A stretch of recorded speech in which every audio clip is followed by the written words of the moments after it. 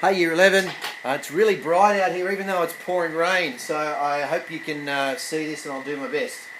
I just thought I'd do a little minute or two video on 6D. We're going to skip most of this stuff and come back to it at the end because the bits at the end which are on sine rule and cosine rule you've seen already. Anyway, I've just drawn sine, cos and tan there really quickly. Remember sine between 0 and 360 and cos as well, one period, amplitude up to -1 and 1. One period for tan, remember though, is only 180 before it repeats itself, okay, in between those asymptotes. Now, the three reciprocal functions, cosec, sec and cot, so those bits all flip upside down, which means it's going to be asymptotes here, because that's a 0.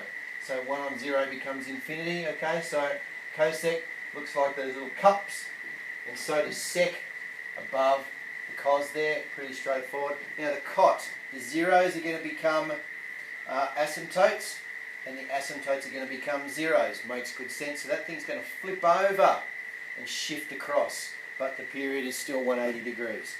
Alright, second part in 6D is solving trig equations. Pick a medium level one here. Cos x is negative 0.5. Now you know that cos is negative in the S and the T quadrants, all stations 2 central. Now this is between 0 and 360. You've always got to have a region specified, otherwise I don't know where I'm looking. Okay, so between 0 and 360, so there's going to be two answers to this.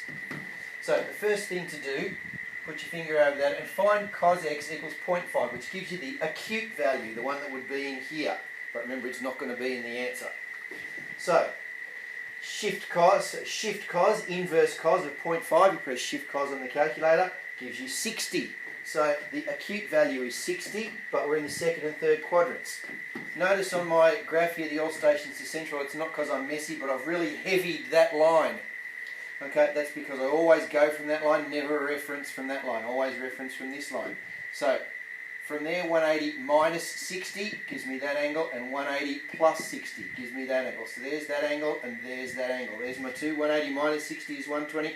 180 plus 60 is 240. There are your two answers to the solution to that. 60 is not an answer, it's just the the acute value. Hope that's alright.